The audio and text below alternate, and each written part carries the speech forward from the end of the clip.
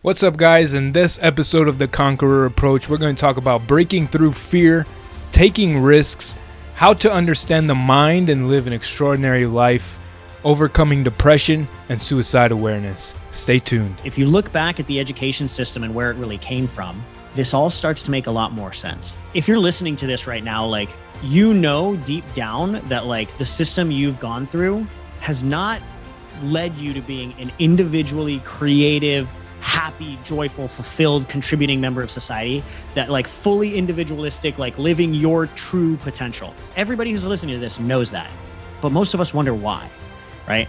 And I'll explain that to you. The first and best victory is to conquer self. Welcome to the Conqueror Approach, a journey of self-mastery.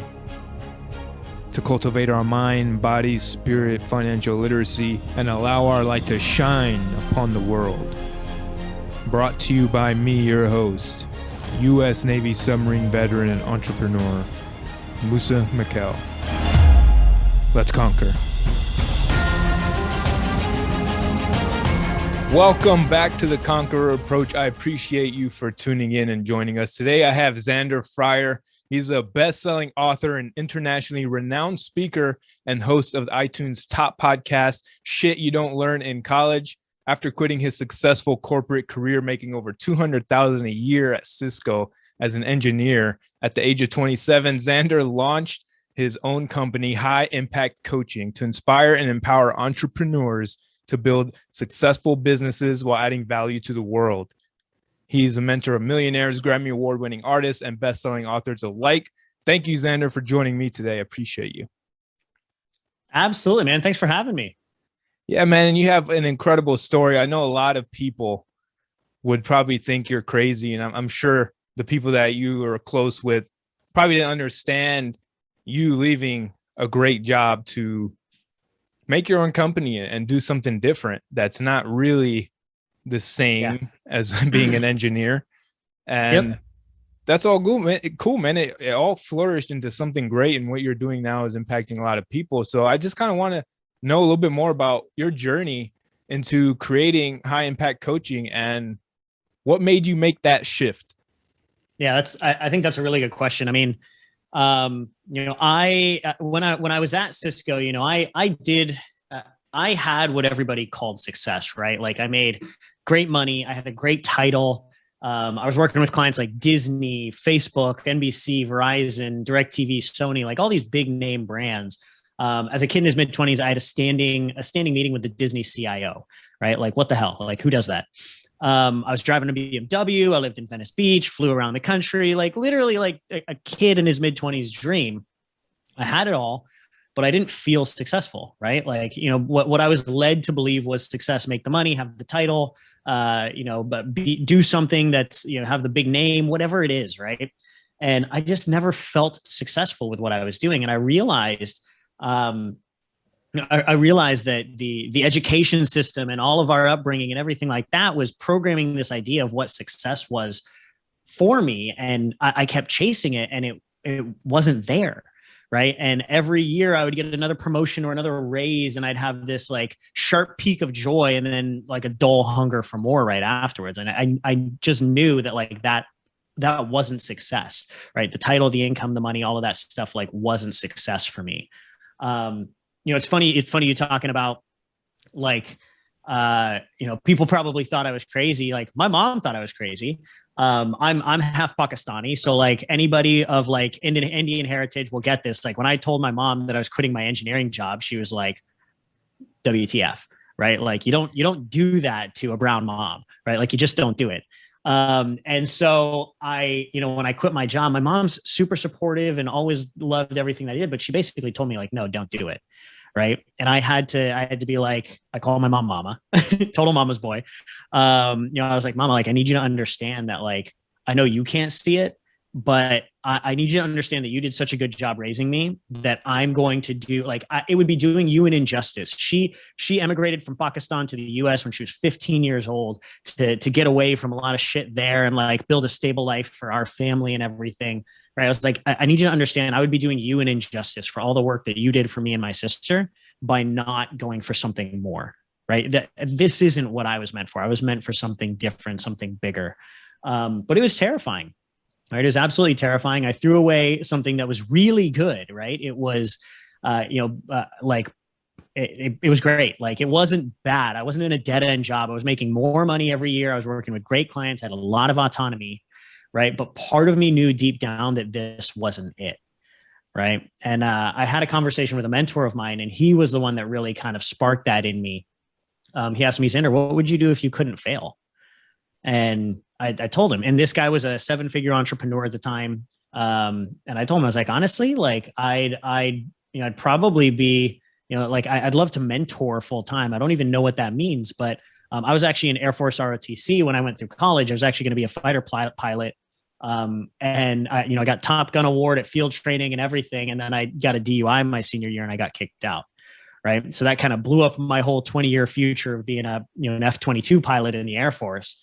But I told him, I was like, ever since I got kicked out of the Air Force, I've really missed mentoring and leading other people. And he goes, well, why don't you do it? And I go, well, what do you mean? He's like, well, why don't you pursue that career full time? You can do a lot of things. I go, well, I have this great career at Cisco. I'm making great money. Like I'm going to be one of the youngest directors in Cisco's recent history. And he goes, Zander, just because you're good at something, does that mean you should do it? And just because you're on a path, does that mean you should walk it?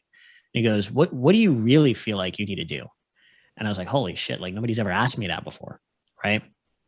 And he said something then that kind of like really shifted me, because I was this cocky, confident mid-20s kid who had, all this quote unquote success. But he just goes, Zander, do you know the difference between you and me? I go, well, you make a shit ton more money than I do. And he goes, the difference between you and me is I'm actually living my dream. And ever since you got kicked out of the Air Force, you're just dreaming a dream. And for a cocky kid in his mid-20s, that just cut through all the bullshit. That just cut through all the facade of like what I was pretending was success on the outside. And he just helped me realize, he's like, dude, I just see a scared little kid. You're just scared to pursue the things that deep down you really need to pursue. And that's it. There's nothing wrong with that, but just admit that you're scared, because then you can actually move through it. And I remember thinking about that conversation. He also told me, he goes, Zander, one thing you'll learn when you get to my age is the one resource you can never get back is your time. And every moment off purpose is a moment wasted. And I was on like a Saturday, and I couldn't stop thinking about that all Sunday long. And then Monday morning I went back to work. And I remember sitting through like I had 8 to 9 a.m. was the engineering call. And I kept thinking, I'm never going to get this hour back. 9 to 10 a.m. was the sales call. And I kept thinking, I'm never going to get this hour back. Right. 10 to 11 was the Disney call. 11 to 12 was the NBC call. All of a sudden it's lunchtime.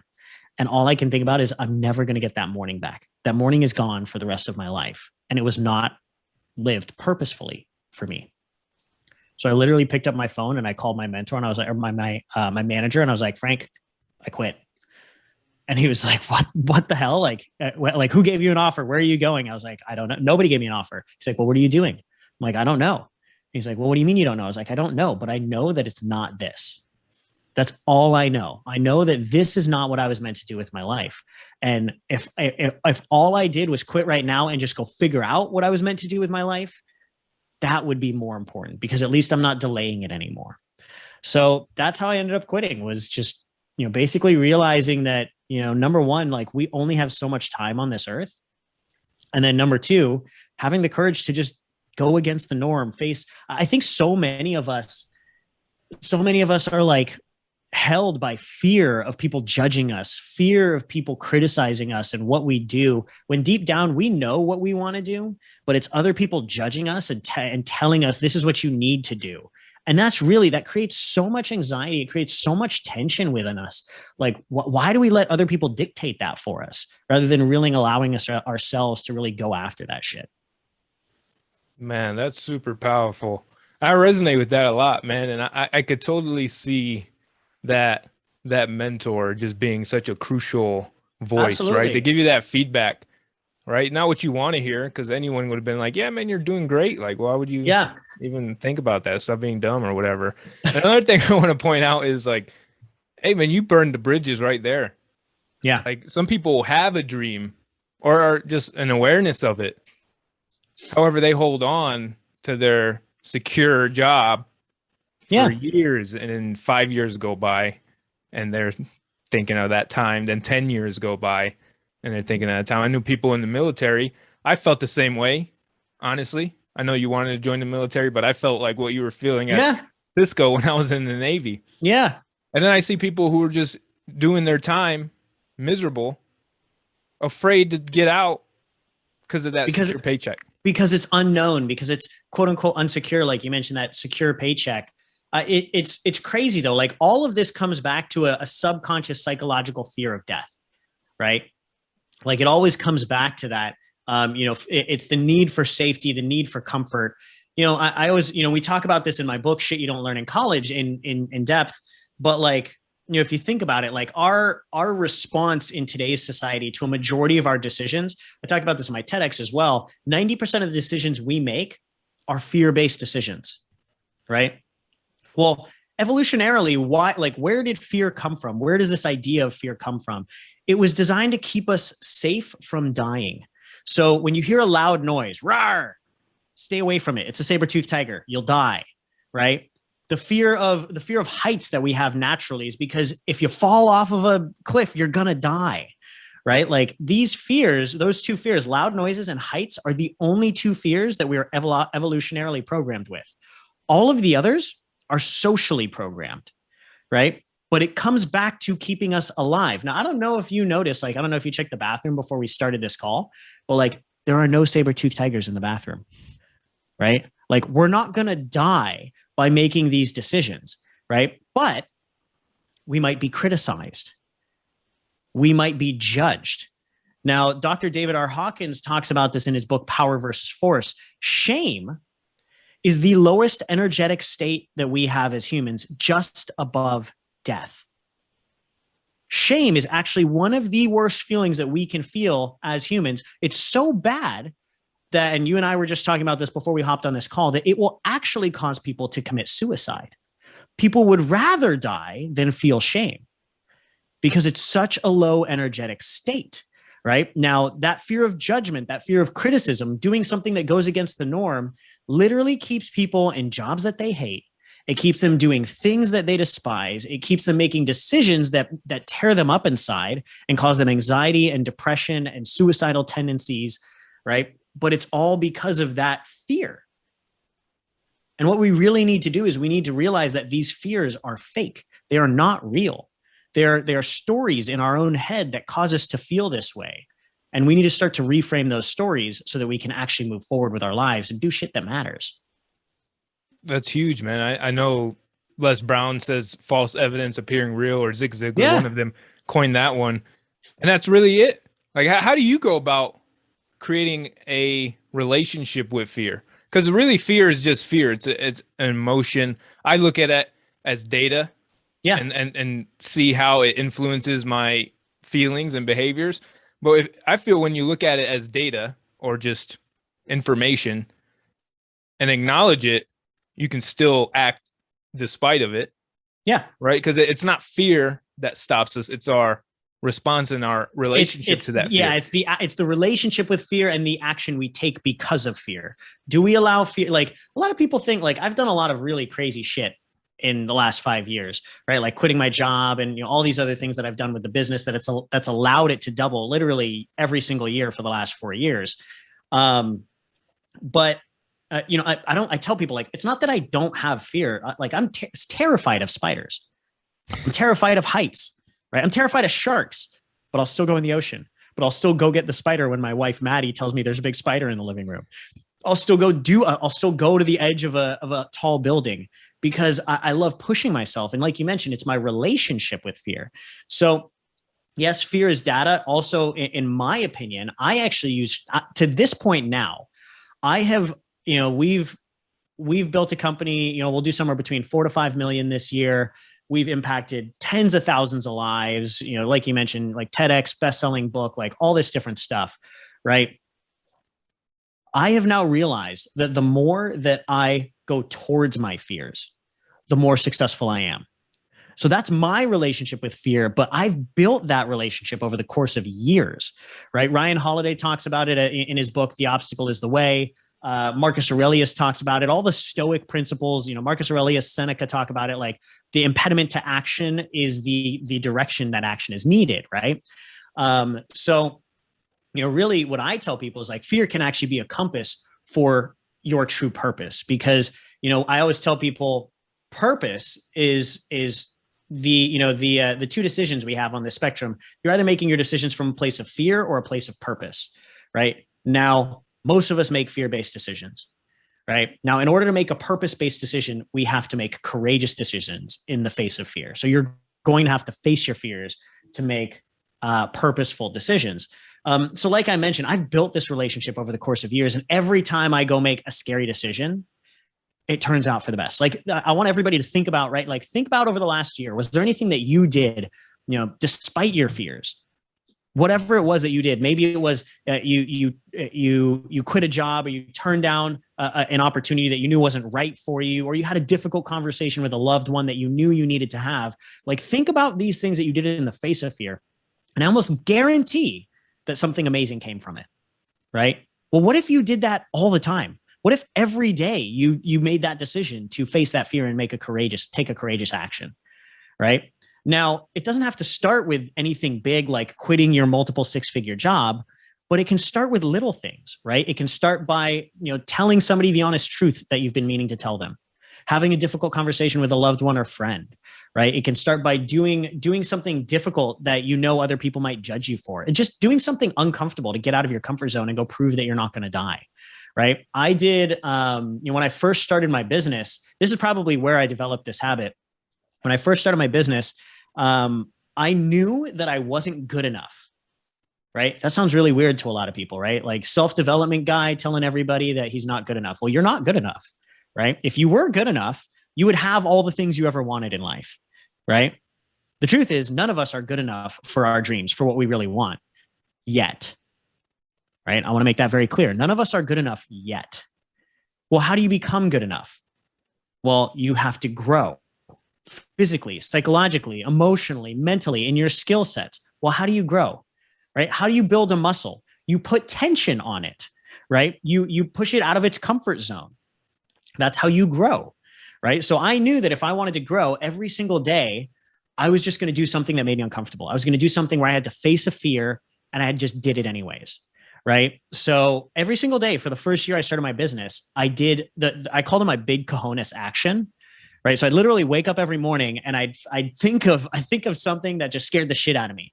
Right? I remember the first one I ever did was, I was a huge Jack Canfield fan. I read his books. I listened to all of his audio shit. So the first thing I did when I quit my job, the next morning, I Googled Jack Canfield phone number, and I found his number, and I called him, and I got a hold of his director of operations, and I was like, "Hey, my name's Zander. I just quit my job. Can I come hang out with you guys?" And they were like, "Who the shit is this guy?" 30 minutes later, I told him the story of what I was doing and why I quit. And then I got bumped up to his CEO, Patty Aubrey. And then I got to Jack. 45 minutes after I found his number, I had a flight out to Arizona to go hang out with him and his team for the next 3 weeks. All because I did something that most people wouldn't do. Most people were too afraid to do. They rejected themselves from even trying to call Jack, right? I remember I did things like, again, we talked about my mom being Pakistani. I told her that she couldn't call me for 6 months because when I quit my job, she was like, come on down to San Diego, like hang out, like now you have all this time. I'm like, oh my God, I don't have time. I have to figure out my business. So I told my mom, like my brown mom, that she couldn't call me. Like anybody who's brown knows that is not acceptable. That's not okay. Right. And I told her that. Right. And she had to respect that. I called an ex-girlfriend and asked my ex-girlfriend to give me feedback on our relationship. What was I good at? What was I not good at? What was our sex life like for you? Like, what would have made it better? Like, what could have kept us together? Like, crazy stuff that most people would not ask. I remember even at one point, I got offered a six-figure job opportunity to go work part-time for one of Cisco's partners because I had such good connections at like NBC and Disney and Facebook. They're like, we want you to come in for 10 hours a week and just make introductions, and we'll pay you $10K a month. Right? I turned it down. even though I was about 3 weeks away from not being able to pay rent because I still hadn't made a dime in my business. I turned that job down to make sure that I was fully committed to getting my coaching business up and running. That was the type of shit that I was doing every single day. I was picking the one thing that scared me. You do that for an entire year, it's almost impossible for fear to have any hold over you anymore, because you've just proven that every time I did this scary thing, I didn't die. Right. So that's, I think that's the biggest thing for me is like, we all know that fear is the biggest limiting factor in all of our success. Like that's not new news for anybody. Well, how do you just not let it be the limiting factor? You have to go make it a habit to face your fears and take action in the face of them anyway. Man, that's huge. And I even discovered, and I keep continuously discovering, that it is like the Marcus Aurelius quote of impediment of action enhances action. It's usually what I fear the most is what I need to do the most. 100%. Like it's usually that. Like if it fears. Here's the deal is like psychologically, we will justify, we'll say, no, it's not. Like there's another, it's definitely not that thing. Like we want to justify in our mind that it's not that thing. Why? Because you're so fucking scared of it. Right. So you'll make an excuse why, oh, no, that doesn't make, that's not realistic. Like I shouldn't quit my job. I shouldn't turn down this offer. Right. That doesn't make realistic sense. Right. Well, I'm going to kind of burst everybody's bubble. Success is not realistic. It's not. Entrepreneurship is not realistic. True success, right? Think about success. What is the definition of success? You do more and better than other people. So you deserve more and better than other people, right? So think about it. If we follow common logic, can you ever be successful? No, because common logic is common. There's only one route for common logic: mediocrity. So whatever seems realistic in our brains or the right thing to do in our brains is probably the exact opposite of what you need to be doing. Exactly, man. Like if we look at what's normal, like what's normal in society, it's normal to die of a heart attack. I don't want to do that. Like it's normal to be stuck in a job you hate. It's normal to be stuck in a job you hate. According to Forbes, 87% of people in 9-to-5s don't want to be there. 87%. That's crazy. That's normal, right? It's normal to be obese and out of shape. It's not at this point. It's normal to have anxiety and some form of autoimmune or stress disorder. That is normal today. Why the hell would we want that? Man, I get it, dude. And it's like 70% of people overweight, obese. I think like half of the people by the age of 30 are prescribed to some medication or drug to help whatever disorder they have. Like what is normal? Yeah. So it's to create success, like you said, to create something extraordinary, we have to shift that the normalcy. Mediocre is normal. Yeah. And I think, this is really where the idea of shit you don't learn in college was born, right? Because why are the normal things normal? A high majority of that comes from education. Right? Like what we are educated on in terms of what success is supposed to be and what we are supposed to be as we grow up, the information that we are led to believe, that really creates what we think normal is and what we're supposed to be. Now, I always tell people, like, if you look back at the education system and where it really came from, right, this all starts to make a lot more sense. Like, how we're being programmed and why. And if you're listening to this right now, like, deep down that like the system you've gone through has not led you to being an individually creative, happy, joyful, fulfilled, contributing member of society, that like fully individualistic, like living your true potential. Right? Everybody who's listening to this knows that, but most of us wonder why. Right? And I'll explain that to you. So, are you familiar with the trivium by any chance? Trivium? The trivium? No. So if you go back to ancient Greece, right? We were just talking about Stoic principles. So going back to ancient Greece, Plato's Republic and Socrates. What made you an individually successful and contributing member of society? was mastering what was referred to as the trivium back then. 405. Sorry, Pathos, ethos, logos. Is that what you're talking about? Close. Okay. So it's actually, so the trivium is grammar, logic, and rhetoric, right? Mm-hmm. So grammar, logic, and rhetoric was what everybody they would literally spend decades mastering these three things before they got into any form of particular training. Okay. And you had to master these things to become an individually contributing member of society. Now think about what these three things are. Grammar is the ability to learn on your own. Logic is the ability to reason on your own. And rhetoric is the ability to critically question, critically think, and re-deliver whatever you've absorbed in your way. Okay?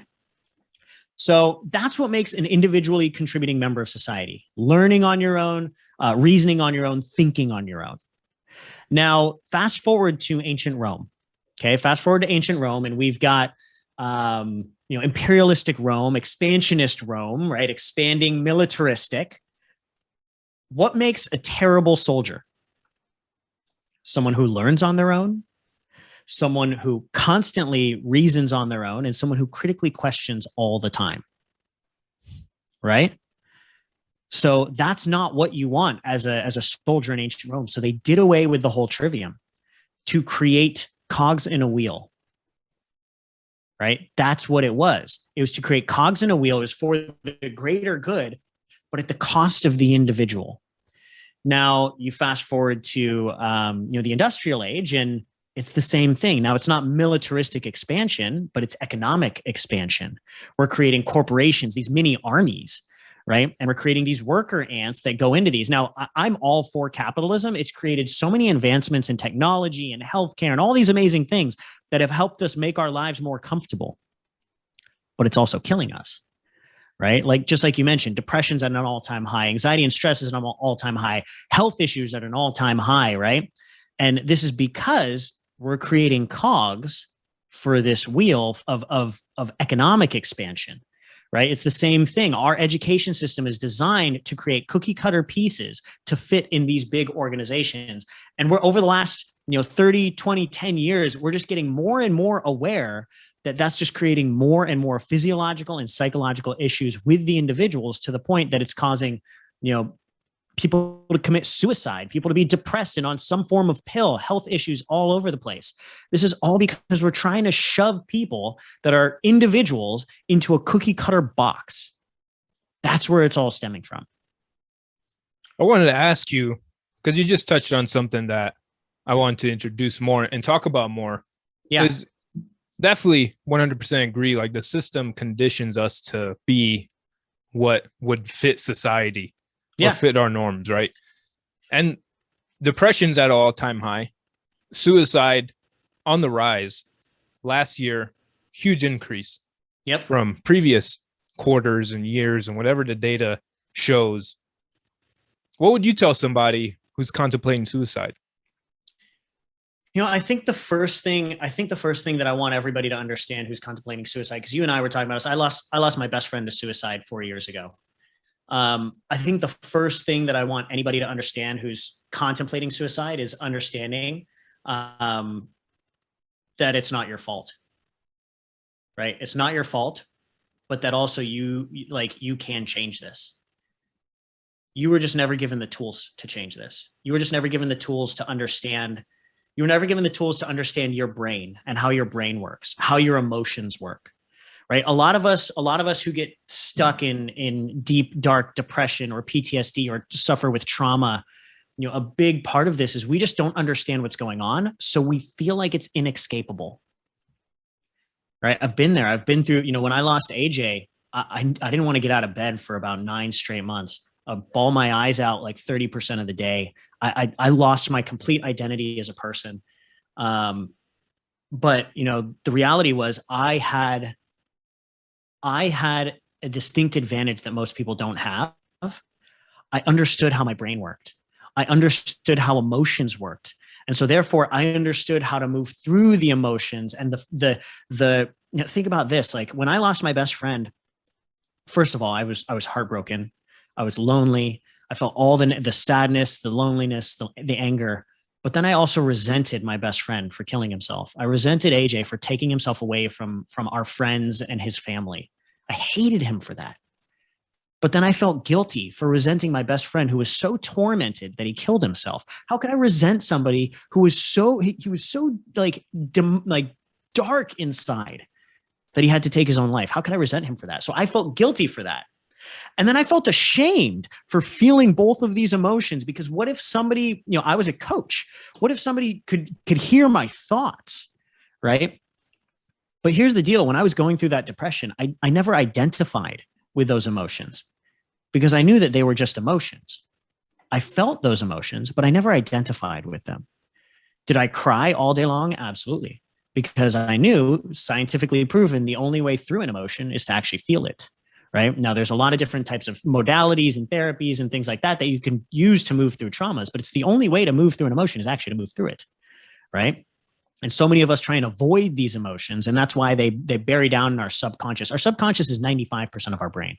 So we can turn off these emotions on that 5%. Our conscious mind, well, where do they go? They go marinate in that subconscious. And the more you turn off to them and the more that get down there and get buried deeper, the stronger hold they have, until the point that you can't take it anymore. But if you realize that you can actually move through these emotions little by little, right? It doesn't happen overnight, but that there is an eventual light at the end of the tunnel. And you know that you have, this much in your subconscious, and you learn how to unprogram yourself and how to move through your emotions, well, you can get to work, right? But the big problem is most people are just they're never given. Think about this, right? Like, have you bought a TV recently? Yeah. Did you get a user's manual for your TV remote? Probably not. I didn't pay attention. Most people do. They get a user's manual for their TV remote or their TV or their like toaster oven or something like that, right? You get a user's manual for most shit. Were you ever given a user's manual for your brain? Nope. No. The most complex and most important tool that we're ever given as humans. And we're never given a user's manual for it. Right? We spend a quarter of the book, a quarter of shit you don't learn in college, is teaching people how their brain and how their emotions work. Because if you start to understand how that 95% of your subconscious works and how your emotions work, you can start to control them. You can start to move through them, right? So that you can actually create, a life that's actually much more fulfilling. I always tell people, right?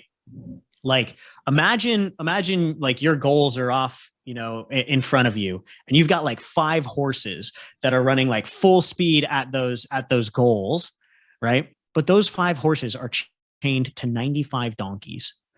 And those 95 donkeys are your subconscious mind. And they've been programmed by society, by culture, by media to not go towards your goals. They're going the opposite direction, or even they're just sitting there. They're just sitting their fat asses down. Your 5 horses are never going to make it to your goals, right? If you're in depression, your 5 horses are never going to pull you out of depression, right? You need to learn how to go get those 95 donkeys on the same page and helping you out, right? So, for anybody who's suffering from depression or anxiety or any of that stuff, the first thing that I tell you is get the user's manual. Number 1, understand it's not your fault. Number 2, understand there is a way out for anybody. I worked with trauma survivors, PTSD survivors, depression, suicidal tendencies. I worked with these people for years, right? Because I myself went through this, and AJ went through it. And that was one of the hardest things. I had helped all these people, but I couldn't help AJ, right? And I will tell you that anybody can make it out, but not everybody will, because they don't have the user's manual. That's what you really need. Man, that's huge. I love the analogy of the 5 horses and the donkeys, because that really is it, man. 95% of our programs, our belief systems are developed when we're young. So it's not, we don't know what we don't know. And that's why we do need a user's manual. We need people to point out. We need mentors that can point out the feedback that you got, right? To see what we don't see, because we also can't see it all. Oh, 100%. Right? I think Les Brown said something. We can't read the label when we're stuck in the box. Yep. So we have to have people around us, mentors, friends, or people who are willing to read the box for what it is and give us that information, because you might think you're doing everything right and you're not getting the result you want, and you're getting all crazy about it. Yeah. So just to give you, I think that's so important, just to give you guys an example, because I think this is so crucial. When we're working with clients, we tell everybody that, again, like we're talking about, 90 to 95% of your actions are dictated by subconscious programming, right? And majority of those subconscious programmings happen between the ages of 3 and 8 years old, right? And why is that? Because to program the subconscious requires repetition and emotion. So extremely heightened emotions and repeated stuff. Now, when you're a kid, everything's a heightened emotion, right? Everything's a life or death situation. So that's why so much of the programming is happening when you're a kid. I'll give you an example. When I was 5 years old, I do a lot of deep psychosomatic work and psychological work. And I was doing a session with one of our practitioners. And we went back to, when I was 5 years old, I was with my mom, and she told me to like clean up the leaves in the front yard. I had a great upbringing, by the way. No real trauma, nothing crazy, but we all suffer from some kind of psychosomatic trauma as kids, because as a 5-year-old, whether or not you were, in a tragic car accident or something like I'm about to share with you, which was very, very minuscule, it can be a life or death situation in your mind. So my mom told me to go clean the leaves, and our sprinklers had just gone off. So I remember thinking like, oh, the leaves are wet. Like I probably shouldn't go clean the leaves right now. As a 5-year-old kid, how do I communicate that to my mom? No. Right. And she goes, Zander, go clean the leaves. And I go, no. And she goes, go clean the leaves. And I go, no. And I storm off and I run to the bathroom. Right. Because instead of explaining to her like, mother, the leaves are a little bit wet, I'm going to wait a couple of hours and then I'm going to clean them up later, I didn't know how to communicate that. So I storm off, I run to the bathroom, and I slam the door behind me. And as I slam the door, the handle breaks and I lock myself in the bathroom accidentally. Now, kind of funny looking back at it, right? 5-year-old kid locks himself in the bathroom accidentally in a little shit fit. But as that 5-year-old kid, I remember being terrified. I thought I was going to run out of air and I thought I was going to die. Right. So I literally created a life or death situation for me. And in that moment, I made this decision. When I push for my way, even if I know it's right, it'll put me in a really dangerous situation. That became a subconscious programming. And as I moved forward into my future, it prevented me from telling people what I really knew to be right. I was reserved, and I let people take the reins, even if I knew what they were doing was wrong. Now, as the CEO of my company, do you think that would be helpful for me to just like let people go do the wrong thing, even if I knew the right thing? No, of course not. But as a 30-year-old man, 5-year-old Zander was at the helm of my subconscious ship.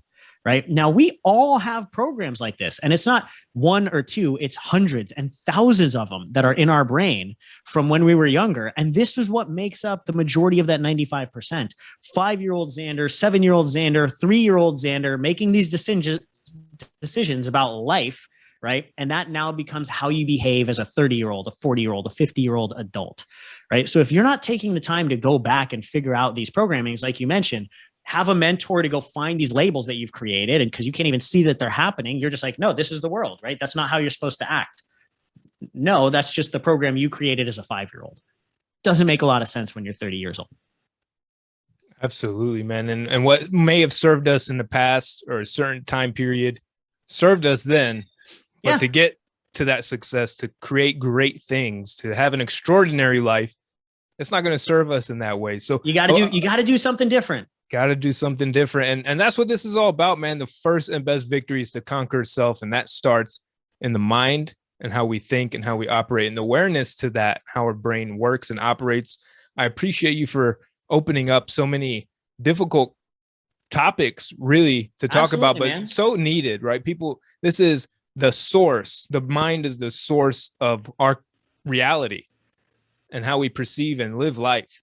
So I appreciate you for going into deep details on that. And before we wrap this up, I just want to give you an opportunity to tell us what's next for you. What's the future looking like, and where can people reach you preferably? Absolutely. Yeah. So, for me, there's really two major things going on. Obviously, High Impact Coaching is my company. We've worked with, over 700 coaches to help them, life coaches, health coaches, career coaches, mindset coaches, to help them build multiple six-figure, and even 7-figure businesses. I believe coaches are really the tip of the spear to changing this world and having a bigger impact. So, that's where high impact coaching is. But really, we've taken a lot of what we've learned by working with hundreds of other practitioners and refined that into, what we teach in my book, Shit You Don't Learn in College, which is currently available pre-sale. It'll be out for publication October 19th, but we're selling it pre-sale right now at sydlicbook.com. That's SYDLIC book.com. And for everybody who's buying the pre-sale book, we're actually giving away over $3,000 in coaching programs. So a 4-week transformational program. I've got a whole productivity program that corporations normally pay me $2,000 that we're giving away for everybody that buys that book pre-sale. So that's, really one of the big things for me is what we've been able to do for, almost 800 practitioners. We're now taking all of that knowledge and we're getting it to the general public, because just like you and I talked about, like, this is the type of stuff that this is the shit that you don't learn in college. This is shit that everybody needs if they want to have a more successful life. They need to learn how to, how to be able to program themselves. They need to learn how to get clear on what they really want.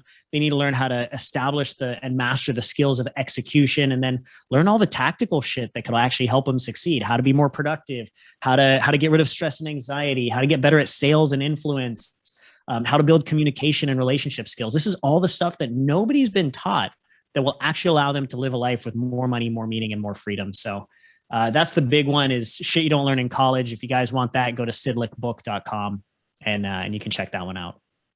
Amazing. Thank you. I appreciate that. Also, check out Zander on Instagram, YouTube, Facebook, LinkedIn. I have all those links attached to the notes and details of this show.